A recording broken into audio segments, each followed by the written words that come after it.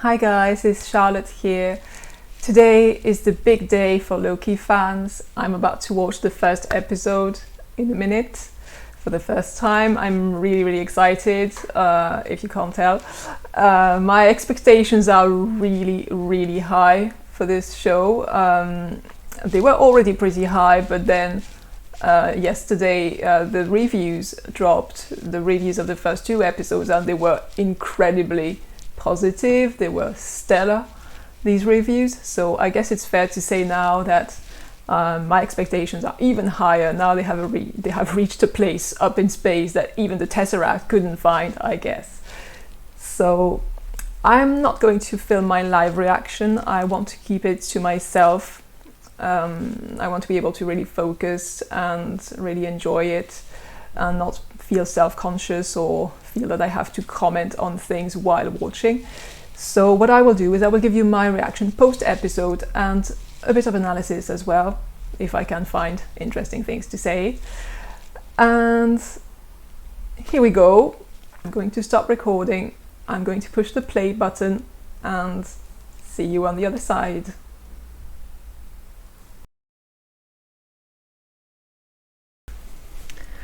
Hey, so I'm back from watching the episode.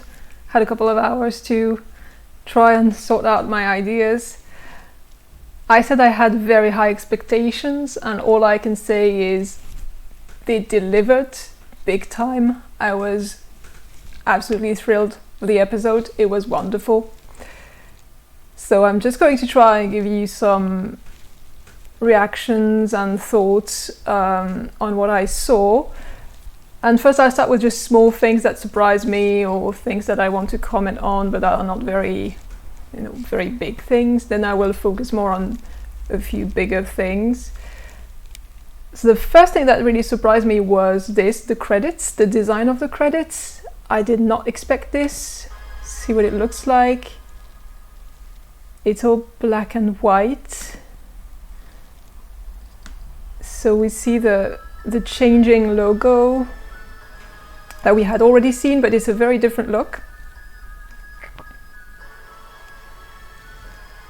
I really expected something more green, something more like what we had seen in the trailers, or like the show's official logo as well. So I'm wondering if they will make this evolve like they did in WandaVision, for example, or if it will stay that way. I don't think it will stay that way. It looks good, but I expect it to maybe evolve in the following episodes.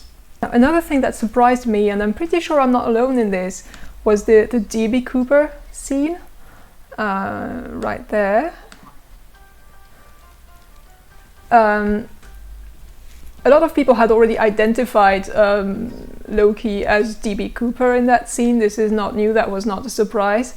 But really, I don't think most of us expected that scene to be included in the kind of flashback of Loki's greatest hits, as Mobius says. So it's not actually Loki going on a mission for the TVA or another Loki variant escaping to another reality to create mayhem. It's actually a scene from Loki's past, from the actual timeline, and I think that's hilarious. So I absolutely did not expect that would be a scene from his past. And even it was made even more hilarious by the way he tried to dismiss it by saying he had lost a bet to Thor. So they were just like joking, just messing around with mortals on Earth. So that was very surprising. I really did not expect this scene to be in that context. Now, another thing that surprised me was this scene that we had seen in the trailers already. The one where he's asked to sign everything he's ever said. I really expected that they would make him sign every single paper in that pile. I don't know if I was the only one, but I really thought it would be like very tedious and very long, and in fact he just signs the top sheet and then he's just dropped to the next level. So I did not expect that. It was funny, but I did not expect that. I also really enjoyed the fact, so it was not really a surprise because it was in the trailer, but the fact that they used the iconic "I do what I want" line. Enough. Back in your standing up to make a point. I'm sorry, go ahead. It won't be as meaningful now. Okay, well, stay seated. I'll do what I want to do. Sure. Another thing that I enjoyed was this extended version of the robot undressing Loki. So the first time I saw it, just like everyone else in the trailer, I really focused on the big event that was shirtless Loki for the first time. But immediately after that, I realized that they had just unceremoniously destroyed this wonderful and iconic costume, the Avengers Loki costume, which is maybe my favorite costume ever in a movie. So I really like that line. This is fine as Guardian leather. So the fact that we saw Loki just kind of outraged at the thought of them destroying his costume, I like that. I thought that was a nice nod to the fact that they were about to just destroy this costume that's so iconic. So it gave me a little solace that they had destroyed this beautiful costume.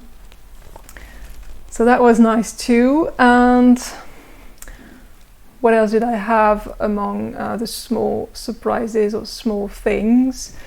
Well, there was the desert scene that I was talking about in my previous video, the 7 things I wanted to see and understand. And there was this mysterious desert scene where I had noticed that Loki's hair looked very weird compared to what it looked like in Endgame. Well, in fact, I was wondering whether it meant that it was at a different time, not just immediately after Endgame, or if they just decided not to really care about the continuity and, well, it was option number 2. They just decided not to really care. Or maybe they meant him to look a bit messy like this, I don't know, because if you look very closely, in the scene that is actually taken almost entirely from Endgame, there is one tiny moment when they are in the lift. So there's this moment when they get in the lift and Loki waves at the Hulk. This one. This was filmed during the Loki series. It was not filmed during Endgame. You can see the difference. You can see this is not a wig. This is his real hair. And it is his real hair straightened. So they could create the look if they wanted to have continuity. They did it right there. So I don't know what they were trying to do with this. Just imply that Tesseract travel had messed up his hair or something. Because his hair really looks very different. But we do know that Loki's hair is curly naturally, because we saw it in the prison scene in the Dark World, where he was so in so much despair that he could not even bother to groom properly, and you could see in that scene that his hair was actually curly. So I don't know, it's probably meant to show that he's not as well groomed as he usually would be, and he's about to get undressed as well. They're just stripping away his identity, his clothes, his dignity and his pride as well. One last little thing that surprised me was that the scene that many people were talking about, the one in the church, this one, I was surprised that it was set in France. So Aix-en-Provence, 1549.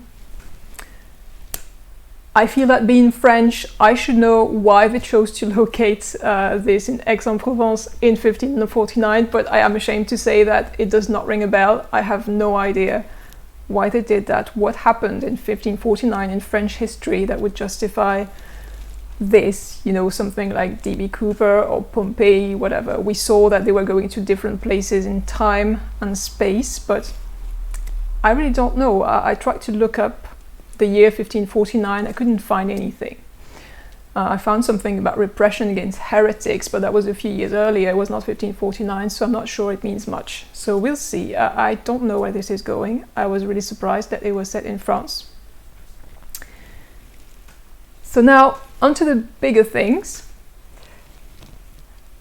I really, really loved the episode, and one of the things that I really enjoyed about it was the way it allowed Tom Hiddleston to show all the nuances in his performance. And in particular, I really liked the way they showed Loki as both a bit ridiculous and highly intelligent and capable, in fact. For example, the way Tom Hiddleston can convey Loki's curiosity about the TVA, even at the beginning, you can see that he is ostensibly dismissing them, mocking them, calling them clowns, insulting them, but in fact, he very quickly gets intrigued by it. You can see that. You can see his inquisitive mind being kind of tickled by this organization and what's going on there. And even as he's talking of burning the place to the ground, you can tell that he's already fascinated by it, in fact. He mocks them, dismisses everything they do as absurd, but also he keeps asking questions like, do people not know that they're robots? Or when the guy doesn't know what a fish is, like, how do you not know what a fish is? So it's really fun, these little touches that show that he's intrigued and he wants to learn more, because he's actually this kind of person who has a very quick mind, a very sharp mind, and he likes to learn things. So of course then this kind of curiosity turns to awe when he has this realization, when he sees the Infinity Stones in the drawer, of how much power the TVA really has. This realization washes over him suddenly. So I think this might be what makes him connect with Mobius. We know that Mobius, he's clearly a sort of academic type. He may be a bit eccentric in this organization. He also seems to love looking into things, investigating possibilities and so on. And also Mobius clearly sees a lot of potential in Loki, and I really love this line about Loki having too much range, he said, to just be obsessed with something as silly as being king, ruling, getting a throne. For me, that was actually also a bit of a callback to Ragnarok, when Thor tells Loki that he's the god of mischief, but he could be so much more. This passage, it has the same kind of idea that, Loki is actually very capable, but he's, as Tom Hiddleston himself said several times, he's getting in his own way by just pursuing these goals that are impossible to reach anyway. Dear brother, becoming predictable. I trust you. You betray me round and round in circles we go. See, Loki, life is about growth, it's about change, but you seem to just want to stay the same. I guess what I'm trying to say is that you'll always be the god of mischief, but you could be more. Just put this over here for you. So I love how this simultaneously brought Loki down from his kind of self-made pedestal. Like, literally at the start he actually stands on a rock to make himself look more important. That was quite hilarious and quite silly. But they also hinted at his true potential and capability. So it was not just about humiliating him. They humiliated him quite a lot at the beginning. They humbled him, but they also showed that he was clever, and he was resourceful, and as soon as he was given the chance, actually, he managed to escape the TVA's custody and turn their own weapons against them very quickly. He managed to make the time twister work, as Mobius called it, this kind of thing that they zap people with. So he's actually quite capable. So it's not just about humiliating Loki and making fun of him, it's quite nuanced, in fact, and I really loved that. And I think another thing they did really well is address the question of his arrogance and how that's actually just a defense mechanism, in fact. You often see people describe Loki as arrogant or entitled. I even saw some comments that said that he's used to being treated better than this. But is he really? I've always felt that his arrogance was very much a fake it till you make it kind of attitude. And the truth is, he never really got any respect. That's the problem. That's at the root of his entire problem. It's not entitlement, it is frustration at not being given any recognition for his talents, which are real. So you could say, yeah, many entitled people are frustrated, but in his case, he actually has talents, and if you watch the first Thor, you can see how little respect he gets from most people around him, whether it's Odin or Thor or the Warriors 3. Really, apart from Frigga, there's no one who really values him and his opinions. He's just always dismissed. They always tell him to shut up whenever he tries to say something. So until this big revelation in Thor, he was basically trying to gain the approval of other people, whether it was Odin or Thor, but especially Odin. But then, once he had given up on that, he just tried to compensate his sense of failure by freeing himself from the judgment of other people and just kind of lording it over weaker people, and that's what he did in Avengers, for example. And this first episode really explains this more plainly, I think, that it had ever been explained before. Mobius and the TVA, by stripping him of his clothes and his power and his arrogant attitude, they really force him to admit the truth, which is that his attempts to dominate other people, this is all just an illusion. It's a facade. It's a facade to hide his self-loathing and the fact that he feels weak, in fact. He actually says that at the end. He just admits it very plainly. And another thing also, so this is a defense mechanism, very much, this arrogance. And another defense mechanism that we see in the episode as well is how he uses laughter to kind of deflect any uncomfortable questions, or whenever he is afraid that something is going to hit home. He does that a lot in the various films. If you watch them again, you will notice it. He does it several times in the episode as well. You said nearly every living thing, so I'm guessing you don't fall into that category. The timekeepers have built quite the circus. And I see the clowns are playing their parts to perfection.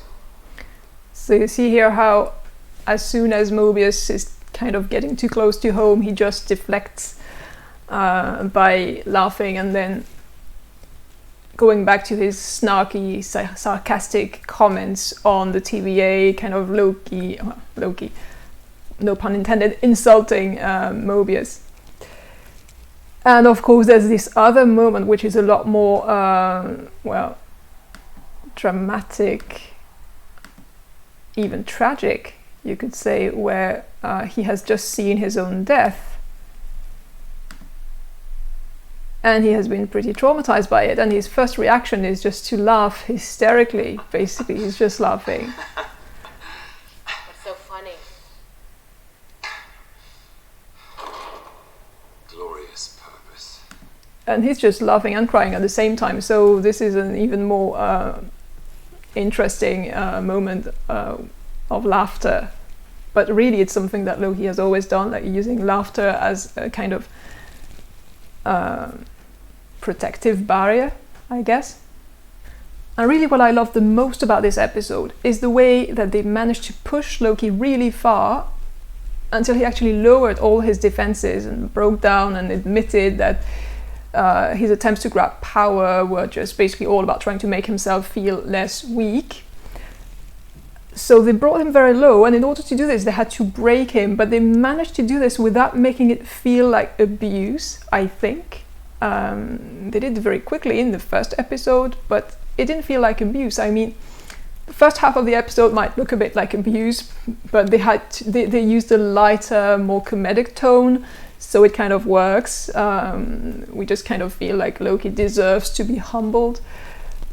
And then they introduce Mobius, and this is where things get a little bit darker, and it is really thanks to Mobius that it works, in my opinion. He's played wonderfully by Owen Wilson. It's a genius idea, really. It was a genius idea to cast Owen Wilson. He's perfect. And it's also wonderfully written. The dialogue is so good. And I love the way Mobius makes fun of Loki and does not buy his bullshit at all. He pushes him to his limits, but he's also profoundly human and compassionate. And you can tell he actually respects and even maybe admires Loki. And actually, I've seen many jokes on Twitter today about how these MCU series are all about giving characters some therapy, whether it was Wanda or now Loki. And really that was how it felt. It felt more like therapy than abuse. I especially loved this scene during which Loki is still in denial and spitefully says, "I'm gonna burn this place to the ground."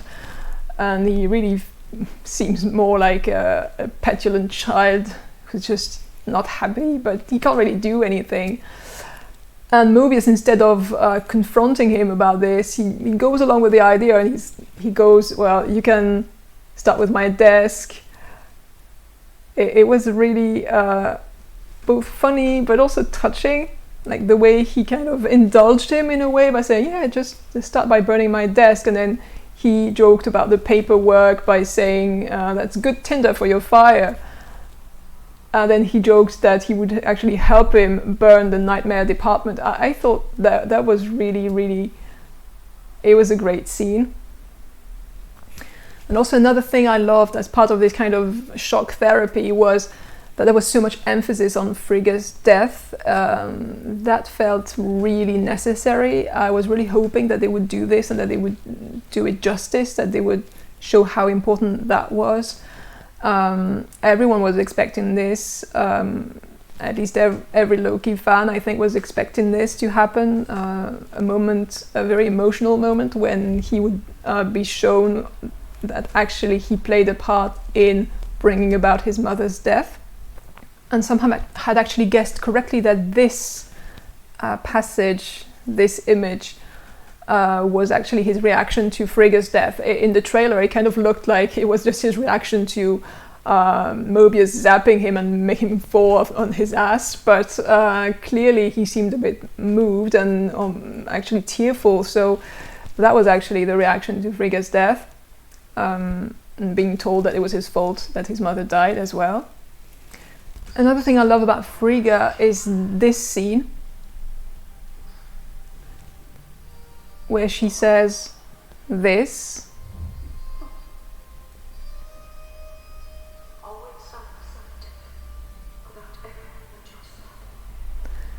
Always so perceptive about everyone but yourself. This was not just for the emotional punch, it was also very relevant in this specific context where Mobius is trying to make Loki think about identity, about who he is, about his motivations, and also the way he's deluded, he's delusional about his own motivations. He doesn't want to admit them. And this quote is just perfect for this. So it made it even better that they included this quote. And that leads me to my last big point, which is there were some really deep philosophical considerations in this first episode, in fact, about identity, but also free will and choice. There was this very interesting passage in which Mobius tells Loki that he's wrong about who he is supposed to be and about his true purpose. And it's probably for that reason that the episode is entitled Glorious Purpose. And there is this idea that he cannot escape his fate, which is that he will always be on the losing side, and he's just there to bring chaos and disaster so that other people can be heroes, in fact. I'll just play this one. It happens again and again and again because it's supposed to, because it has to. The TVA makes sure of it. You weren't born to be king, Loki. You were born to cause pain and suffering and death. That's how it is. That's how it was. That's how it will be. All so that others can achieve their best versions of themselves.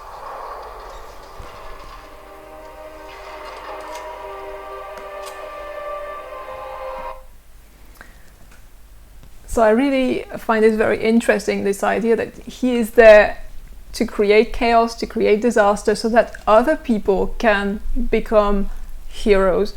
That's pretty horrible. But this is something that is present in Norse mythology. Loki is a force is really chaos. He represents chaos, and he is there to move things along. He's necessary. He's not really evil. He's just necessary. But he's not good either. And And it also reminded me of one of the main themes in one of the comics in Agent of Asgard. In Agent of Asgard, Loki is trying to change his fate. He's trying to escape this kind of continuous loop where he just seems condemned to repeat the same things again and again and always end up being the villain. So it's interesting that they're tapping into this. And it also reminded me of that quote from Ragnarok, again, the same quote, where when Thor told him, life is about change, it's about growth, but you seem to want to stay the same. You will never be anything else than the god of mischief because you don't want to change. But does he want to stay the same, or does he have no choice? And really, these are very deep questions, and I think the series will be exploring this specifically. And it's a very interesting premise, in my opinion. So that's it. Now for a final assessment of the episode. It really gave me everything I was hoping to get from this first episode, really. Well, maybe apart from the explanation of the desert scene, there was no explanation. It was just meant to be like this. But other than that, well, we did not get the magic, but the magic, I'm sure, will be coming very soon, maybe in the second episode. In this one, obviously, they were blocking his power, so he did not use the magic. And also, it gave me this perfect mix between comedy and tragedy that I was saying I was hoping to see in my previous video. It was perfect. It also gave Tom Hiddleston occasions to show his range, to tap even further into the wonderful complexity of this character. And, well, I did read a few negative takes on the episode. Most of them were very, very positive. But a few of the reviews called this first episode too talky, too much dialogue, not enough action. Some talked about clunky exposition. And really, honestly, I completely disagree with that. I really didn't think there was anything clunky about the exposition, on the contrary. And the dialogue was wonderful. It was very entertaining and also sometimes very moving. It was very deep. It was very well written. I cannot understand how anyone could call this poorly written, in fact. It was just perfect. And there were some moments, the exposition was actually very good and very efficient. They introduced the workings of the TVA through humor, by playing with this fish out of water trope, with Loki's confusion and the clash between his very pompous behavior and the very ridiculously mundane setting of the TVA. They explained the timeline, the whole timeline issue with the Miss Minutes segment, which was very entertaining. It was really fun. And then my favorite bit, I think, of really efficient exposition may have been that moment when Loki finds the Infinity Stones in a drawer. That was just so effective to see these stones that were at the heart of an entire series of MCU movies. And they were a pretty big deal, really, back then. And suddenly they're just dismissed by TVA clerks as, nothing much, something that you just leave that in a drawer and you use it to press papers. I thought that was brilliant. It was such an effective way of communicating very quickly, just, how powerful the TVA really was. So now, what's next for the coming episodes? Well, I think we're going to see Loki in a much happier place from next week, hopefully. I really enjoyed the more tragic aspects this week, but I think next week will be in a much more God of Mischief like mood. He will probably be working for the TVA with Mobius and probably creating lots of problems for Mobius, which should be very entertaining. Of course, we had this mention at the end of a mysterious Loki variant killing people. So that seems to confirm that this character, the hooded figure, who is probably Sofia Di Martino, is also probably Lady Loki. I'm still holding that hope that she might be the Enchantress. So I don't know, what do you think? Do you think she's Lady Loki? Do you think she's the Enchantress? It's still a mystery, and honestly, I'll be happy either way if they do it properly. I don't mind if my theory is wrong. And apart from this, I think really we're none the wiser about what will happen next. I have no idea where that scene in the French church is supposed to lead. I suppose it's not there for no reason, but I'm completely confused about this scene. Who that devil on the stained glass is supposed to be, who that child was supposed to be with the blue bubble gum. So this is all a big mystery still, and actually I think that's quite nice. So I will see you next week for the next episode, and in the meantime I'm probably going to rewatch this many times. Bye bye!